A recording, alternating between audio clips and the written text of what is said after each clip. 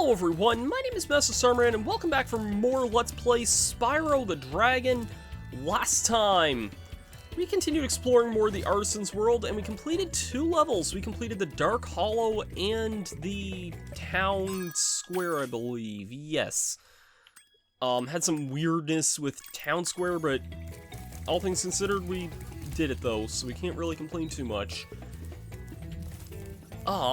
I think this is kind of the last of the main gems here, if I remember right.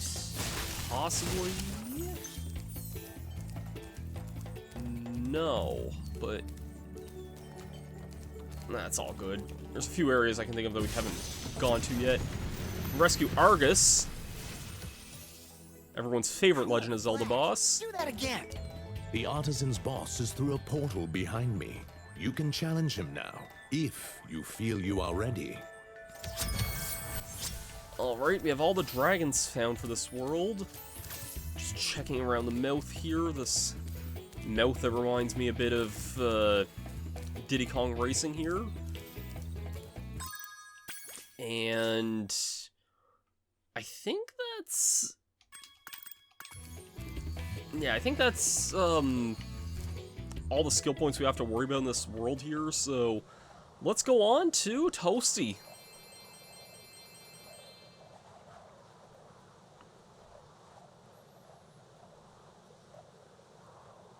If I remember right, the bosses in this game are not great. I'm not trying to knack on this game, but, well, you'll see what I mean.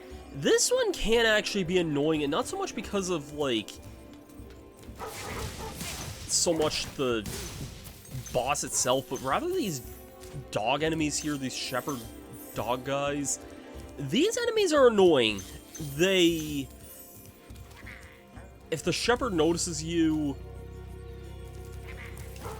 it'll alert the dog, and then the dog likes to do this, like, dash attack at you here.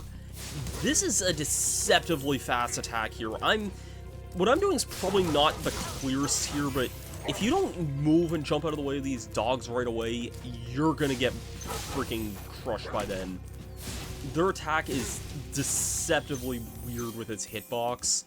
So, basically what I like to do is just attack them with a fire breath, move out of the way, and attack them again. That's the best way you can deal with these guys, and that's honestly the main source of deal with this level here, is just these dogs, not really anything else in the level itself.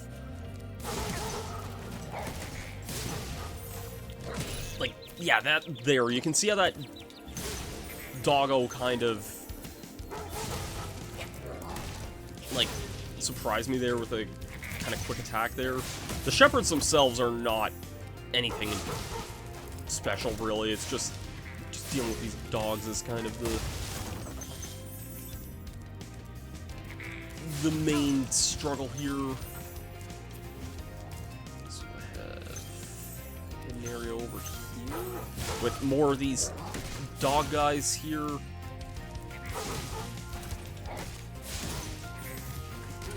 And a shepherd that's gonna get burned. Alright, now...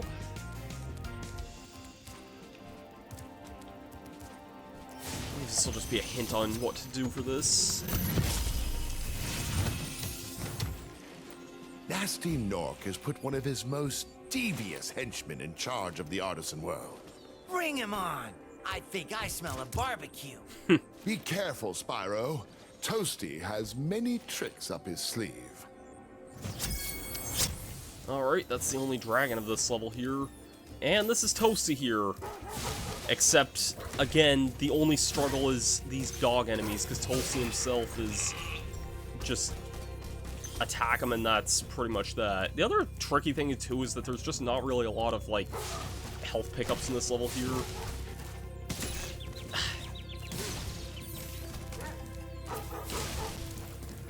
Again, like, the main draw of this is more or less that you don't get...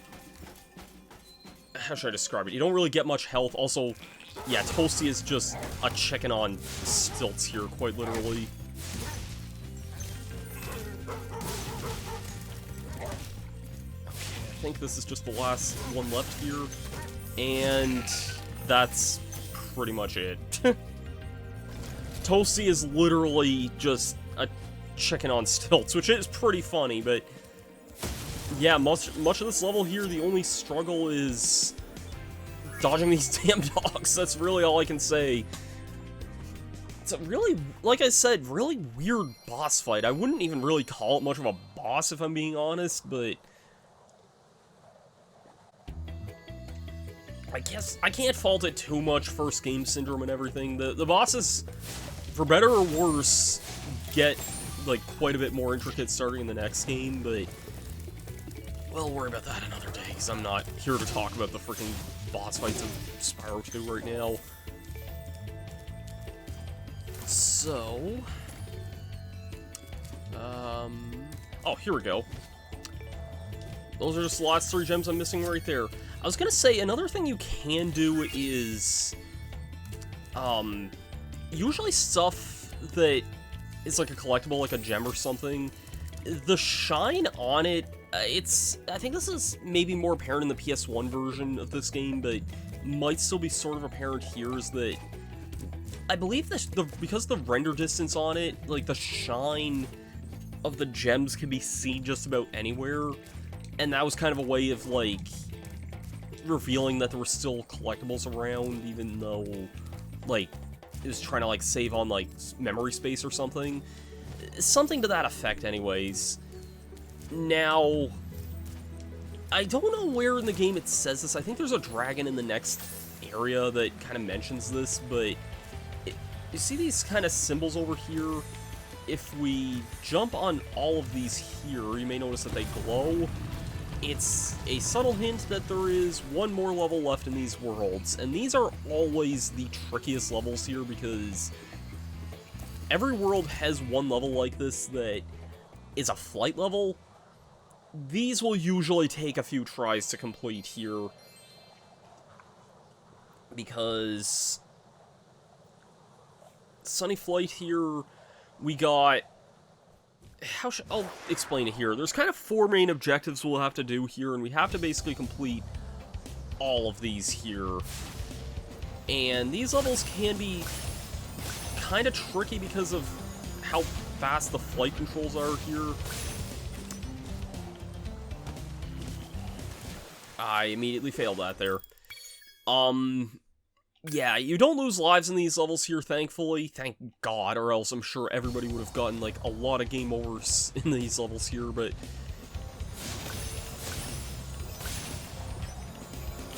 yeah, we kind of have just some general trickiness with having to,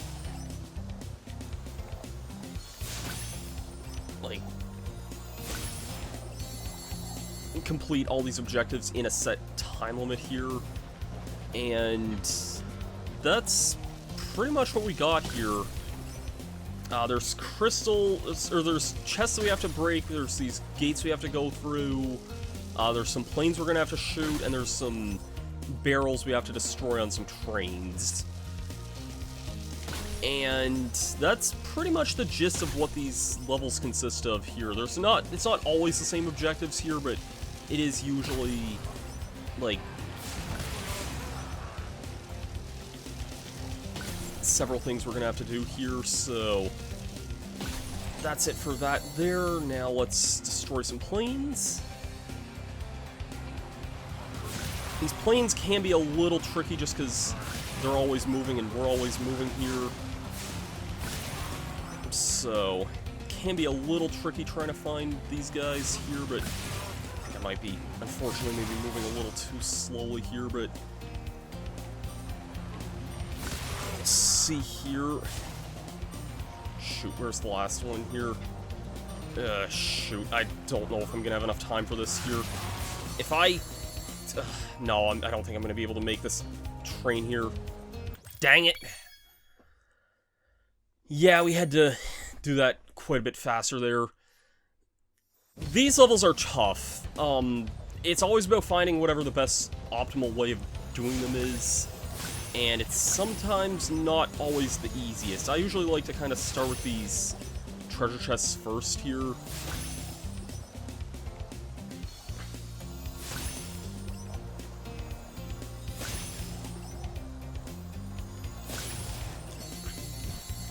And thankfully we don't need to worry about, like, you know, we'll always be flying during these here. That's no struggle there, so...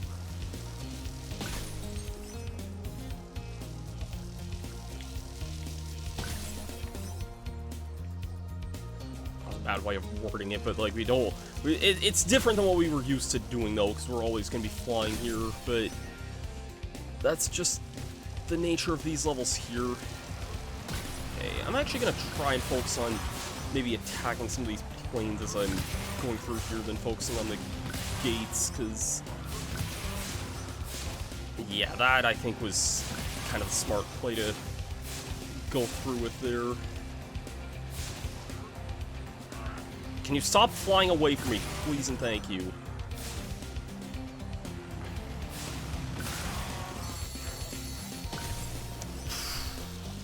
That was close. Okay, now for these barrels here. Just, these trains will always kind of move in a certain way here, so just kind of, like, go towards them at all times here. And each train will have 2 barrels on it, so that's easy enough to remember here. And this should be it here. Yes. I think normally there's a better cutscene of Spyro flying there normally. But because I was in a cave there, it kind of just ended, so... yeah, that's it for that level there. The flight levels, they're all about just optimizing and finding a set way of getting through them, but once you get the hang of it, they're not too bad, but they get harder than that. There's one in every world, and they can definitely be a bit beastly sometimes. So, yeah, again, nothing really in the first area tells you about that. I want to say there is a dragon in the second hub world that tells you about that, but I figured may as well just get it while we're here in Artisans World, because why not? And as far as I know, I believe that is everything in the first area, the Artisans World, so for now, I think we're probably just gonna go off to the next hub world and maybe get a glimpse of that area and probably call it a video there. So let's head to this guy here. This is the balloonist. Wow. I see you've been busy rescuing dragons, Spyro. You may travel to the Peacekeepers world if you like. Are you ready to go? I'd say we sure are. Let's go to the Peacekeepers. This is how we travel between worlds here.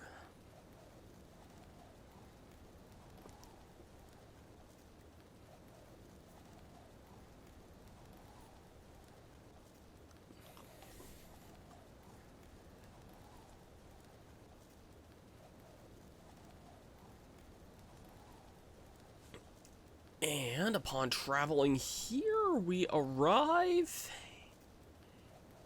in the Peacekeepers world here.